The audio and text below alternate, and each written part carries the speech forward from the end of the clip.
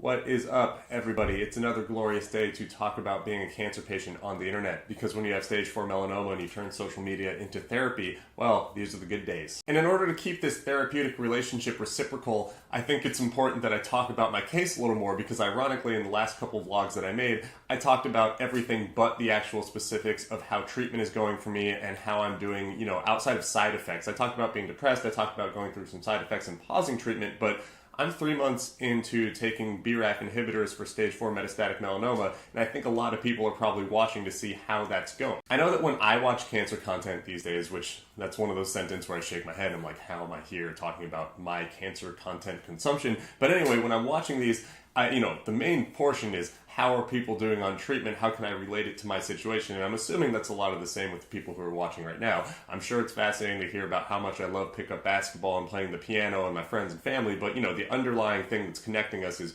going through a chronic disease or a condition that is making our life hard, and getting information about what being a patient looks like in my specific situation. And there are many updates about my case and where I'm at in treatment and the long-term prognosis, and they're all good. They're actually very good. And the reason I didn't talk about them in the last 2 vlogs is that it's kind of sensitive in how I want to present this, because the news that I'm about to give you, on paper, it's great. Everything seems to be pointing to really good signs, and I was trying to figure out how excited I'm supposed to be on a personal level, and then how excited I'm supposed to be when I'm telling people and how many people I'm going to tell. And after a while, I figured, hey, the facts of my case are the facts. Right now, I am where I am, so let's discuss what's really going on under the surface and how this is going to affect me both short and long term.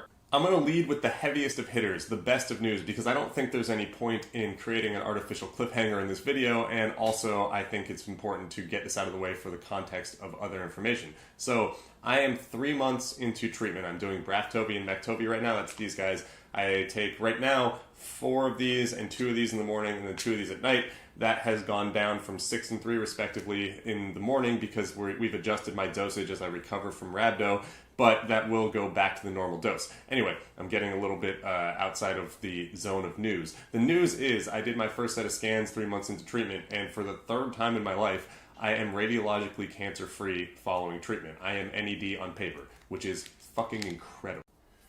There's a but to this situation though, but before I get to the but, I want to preface it by saying that, I don't want to downplay how big this is. Being NED, which stands for no evidence of disease, or NEAD, which is no evidence of active disease, that's as good as you can ask for radiologically speaking. The likelihood is that there are probably still cancer cells floating around in my body, but I'll take a circulating tumor test in a couple weeks to try and confirm that it won't show up there. And right now it seems as though, treatment is running its course the way it's supposed to be. I don't have cancer on scans, which as a stage 4 metastatic melanoma patient, you never want to argue with that. That's fantastic. But being NED 3 months into taking BRAF blockers, especially after surgically removing the only site that had active cancer, that was kind of expected. The way my oncologist described BRAF blockers working is that they immediately melt away melanoma or other cancer that these things affect. When I had my lymph nodes still before they removed it, it had started to shrink after just a couple weeks of taking the BRAF blockers, and in fact the biopsy sample taken from the lymph node itself when it was removed, it showed that there was no viable melanoma, meaning all the cancer was dead, which is awesome. That being said, there's a high recurrence rate with these drugs sometimes, or my body will stop, accepting this as treatment. And so I would like to wait for, being done with treatment and maybe 3 months after that before I declare myself in remission. And it's this weird kind of gray area where, yeah, I'm NED, but I don't really know what that means. I'm still in active treatment, and I don't want to get my hopes up too much because I've played this game a few times. This stuff does seem to come back aggressively. And that's also why I didn't mention this in the last couple of videos I made. I was having a hard time parsing out, what message I wanted to give to people, because it was expected that it would happen, so it would be very bad if cancer had showed up on the scan.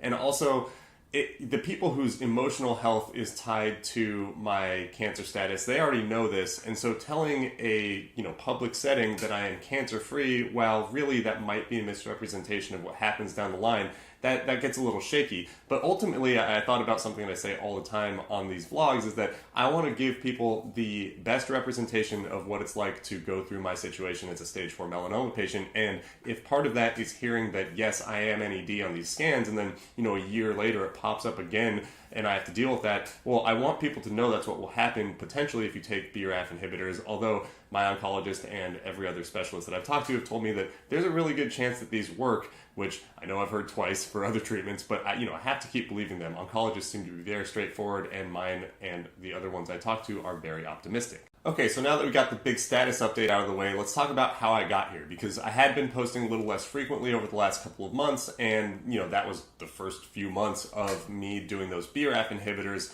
and let me tell you a little bit about how the experience has been. So, 3 months in, outside of the pause to let my body cool down from having rhabdomyolysis, I really haven't experienced too crazy of side effects. I still get a little bit of light sensitivity and photosensitivity, which means my skin is a little bit sensitive to the sun. I still get nausea every now and then, although that has decreased over time. I get fatigued a little bit easier, both from a working out standpoint and just from like a day-to-day activity point of view. I think that sometimes it's easy to forget that I'm on really powerful drugs that affect, my nervous system and my organs every day. And if I push it a little too hard, I get a reality check. But that's very okay in the scheme of cancer treatment. Oh yeah, I've been very itchy this whole time, especially due to rhabdo. I think it kind of flared up the histamine production in my body. So I'm coming out of being very itchy. Now I'm mildly itchy, but man, it's been a lot of itching for the last few weeks. In terms of the things I can do on my end to keep these side effects as mild as possible, I will reiterate that your diet and your sleep and your exercise are very important when you're in active cancer treatment. People ask me about those 3 things all the time, specifically like diet. And I always want to be honest when I talk about that. I eat a really clean diet, but not like a hyper strict diet. I don't cut out sugar, I don't cut out carbs, I don't do any sort of like keto based dieting, but I try and eat whole foods as often as possible. I cook my own meals for the most part. I hyperhydrate and I get really good sleep. On top of that, I work out like a madman. So I'm usually keeping my body geared towards the result of getting through active cancer treatment with as little collateral damage as possible and hopefully minimizing the chance that cancer comes back in the near future. So that's kind of the systemic update about where I'm at in terms of active treatment and the effects on my body. And I think that was an important one to get out of the way. I've been going on for a while in this video, so I'm going to actually not get to where my mental health is at. I think that's an important topic to cover, but there's a lot to go over there. Cancer treatment gets gnarly 3 months in, and I have 9 months left, so I will save that for another day. As always, I want to thank you guys for tuning in and checking up on me. I really feel seen when people go, hey, where you at? How you doing? And I've been getting a lot of that recently. So if you're still watching, thank you for that. I know your time is valuable, and spending it to watch a video about a stage 4 cancer patient might not be the top of your priorities, but you seem to have made time for me. So thanks again. I appreciate all of you, and I'll talk to you next time. Bye.